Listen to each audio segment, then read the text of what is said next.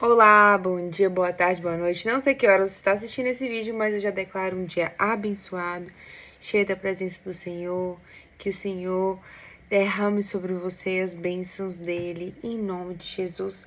Hoje nós vamos ler o capítulo de número 11 do Evangelho de Lucas.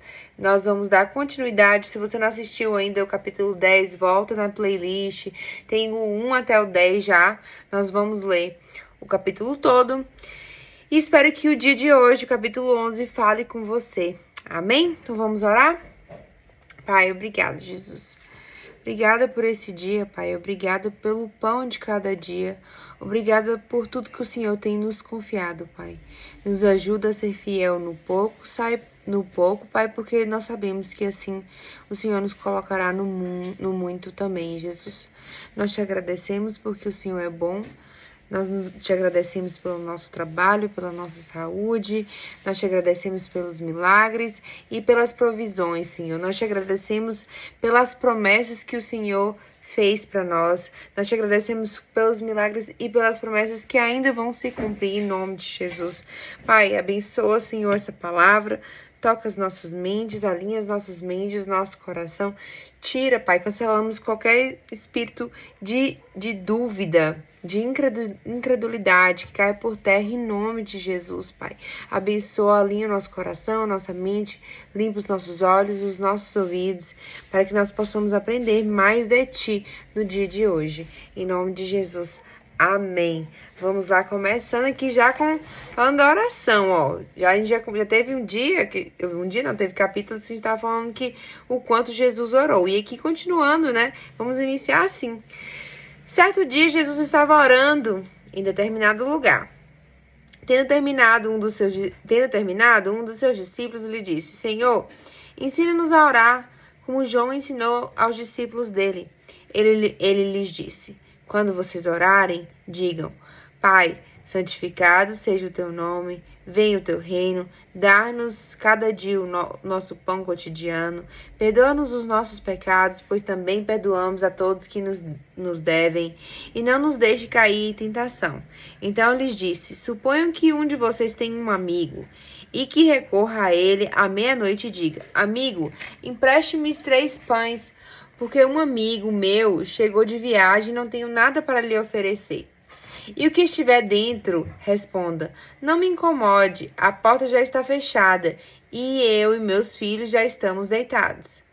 Não posso me levantar e dar o que me pede.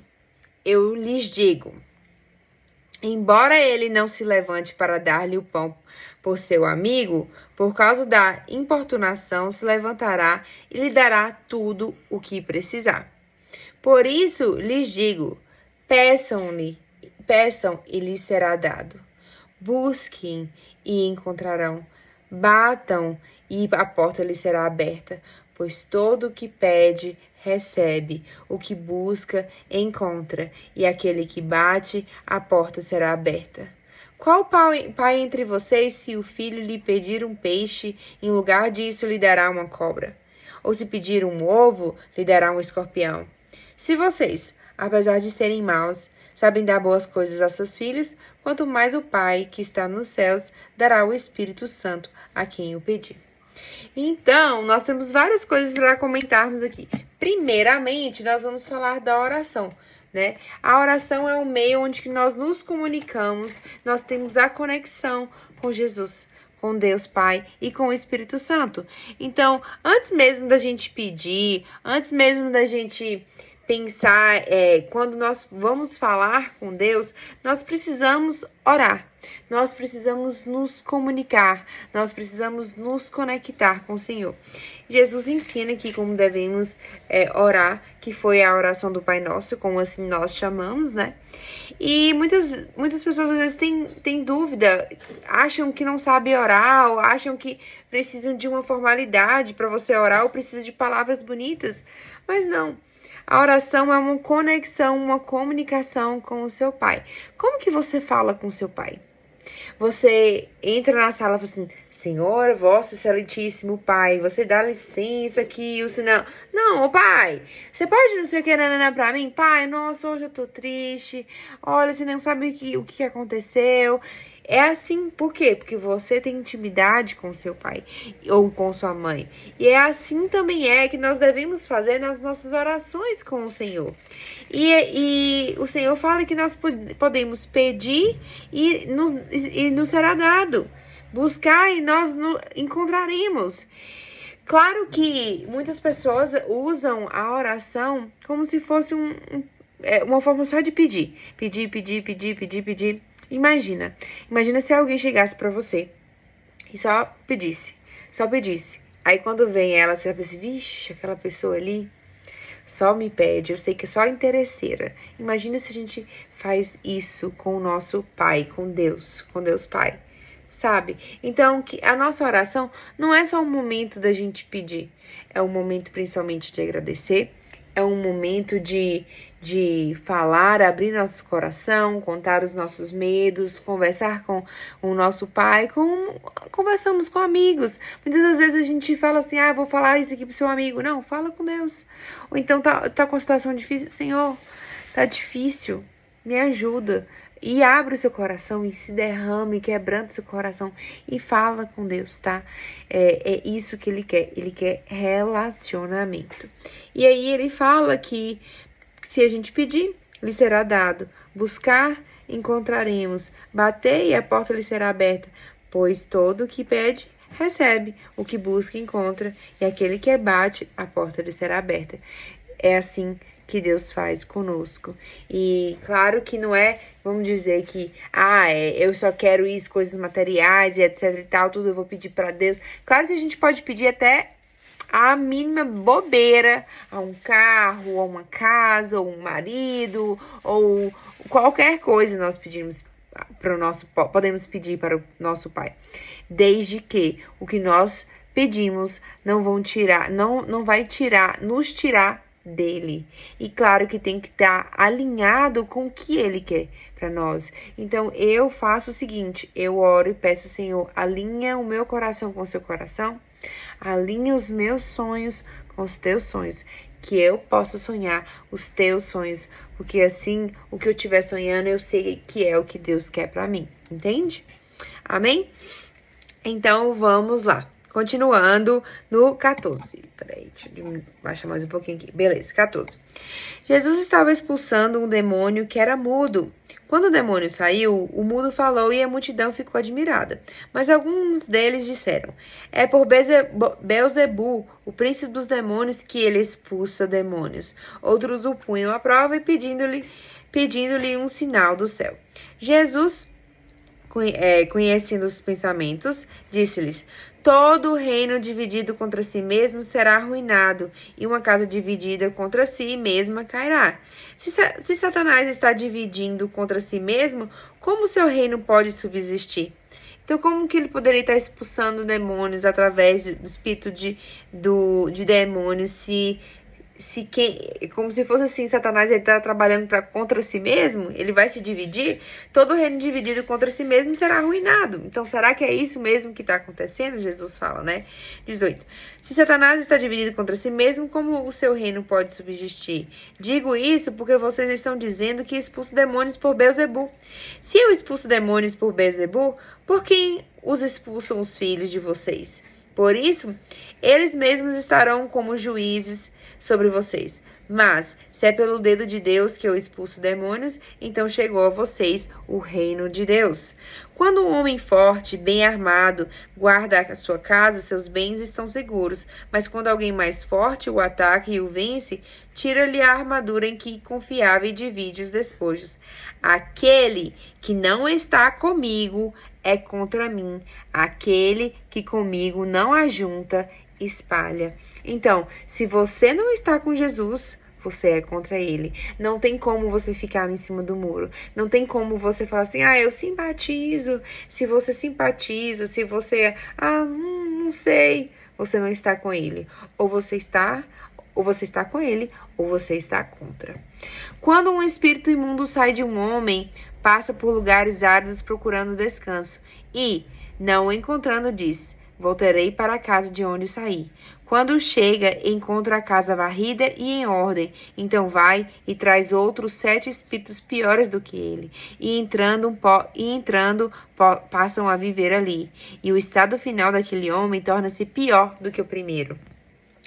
E aí, isso é no caso assim, às vezes a pessoa vem para Jesus, os demônios saem e tudo mais, e a casa foi limpa, mas aí ele não permanece e volta pro mundo. E aqui fala que quando a casa tá limpa e vazia, quando volta, os demônios voltam, ele traz 7, traz a legião.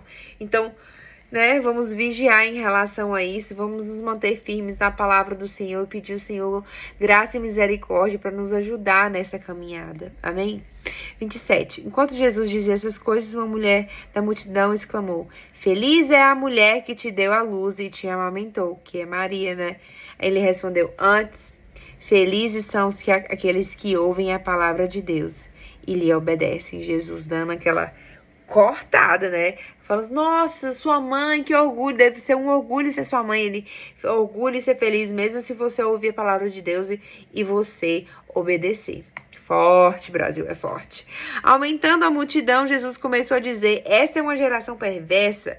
Ela pede um sinal milagroso, mas nenhum sinal lhe será dado, exceto o sinal de Jonas. Pois assim como Jonas foi um sinal para os ninivitas, o Filho do Homem também será para essa geração. A rainha do sul se levantará no juízo com os homens dessa geração e os condenará, pois ela veio dos confins da terra para ouvir a sabedoria de Salomão, e agora está aqui quem é maior do que Salomão. Os homens de Nínive se levantarão no juízo com essa geração e a condenarão, pois eles se arrependeram com a pregação de Jonas, e agora está aqui quem é maior do que Jonas. Ninguém acende uma candeia e a coloca em um lugar onde fica escondida ou debaixo de uma vasilha. Ao contrário, coloca num lugar apropriado para que os que encontram possam ver a luz. Os olhos são a candeia do corpo. Quando seus olhos forem bons, igualmente todo o seu corpo estará cheio de luz. Então, nossos olhos são a candeia do nosso corpo. Para onde você tem olhado, o que você tem assistido, o que você tem lido, o que está entrando pela candeia do nosso corpo? É luz?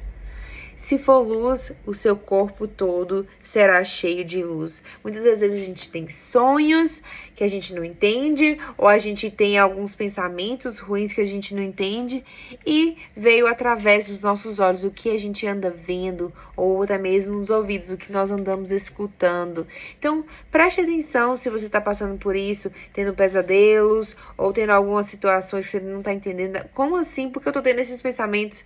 Preste atenção no que você está vendo, no que você está ouvindo, ok? Continuando. Mas quando forem maus, igualmente o seu corpo estará cheio de trevas. Portanto, cuidado para que a luz que está em seu interior não sejam trevas. Logo, se todo o seu corpo estiver cheio de luz, nenhuma parte dele estiver em trevas, estará completamente iluminado, como quando a luz de uma candeia brilha sobre você. Tendo terminado de falar, um fariseu o convidou para comer com ele. Então Jesus foi e reclinou-se à mesa. Mas o fariseu, notando que Jesus não se lavara cerimonialmente antes da refeição, ficou surpreso. Então o Senhor lhe disse: Vocês, fariseus, limpam o exterior do corpo e do prato, mas interiormente estão cheios de ganância e maldade. Então os fariseus estavam olhando para ele porque ele não tinha se lavado, que era uma tradição. Ele fala: vocês são hipócritas. Vocês limpam o exterior, mas não o interior. E a gente vê isso que acontece com muita gente. E que o Senhor tenha misericórdia, que nos ajude a não ser assim, né? A gente fala que tem muita gente, mas pode ser nós mesmos. Então, que o Espírito Santo possa te dar esse discernimento, que se for você, que se for eu, que nós possamos ter esse discernimento e nos arrepender. Amém? Então ele fala, vocês estão limpo o exterior do corpo e do prato, mas interiormente estão cheios de ganância e maldade, insensatos. Quem fez o exterior não fez também o interior? Mas deem o que está dentro do prato como esmola e verão que tudo lhes ficará limpo. Ai de vocês, fariseus, porque dão a Deus o dízimo da hortelã, da arruda e de toda sorte de hortaliças, mas desprezam a justiça e o amor de Deus. Vocês deveriam praticar estas coisas sem deixar de fazer aquelas. Ai de vocês, fariseus, porque amam os lugares de honra nas sinagogas e as saudações em público. Ai de vocês, porque são como os túmulos que não são vistos, por sobre os quais os homens andam sem o saber. Forte, aqui ele tá caindo em cima dos fariseus.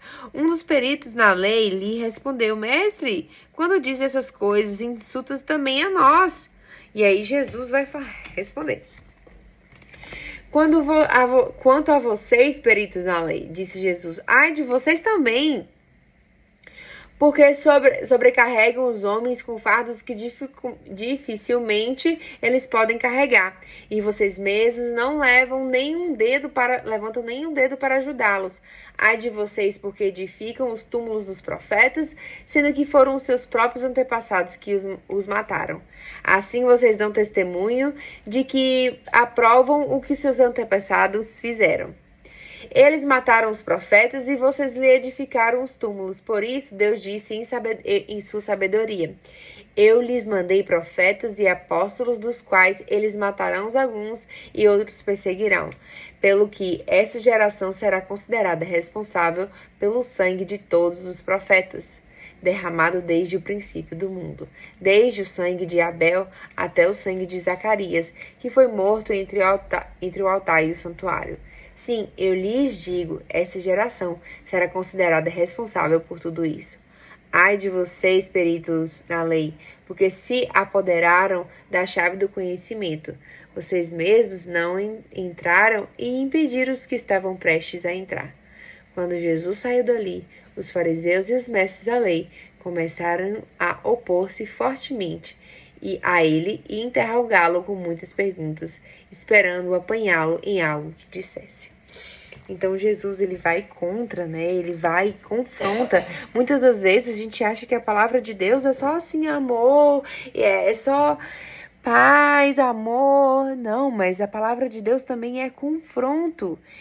Nós somos confrontados, nós somos exortados e que nós possamos ter um coração aberto para sermos exortados, para sermos moldados pelo Espírito Santo de Deus. Amém?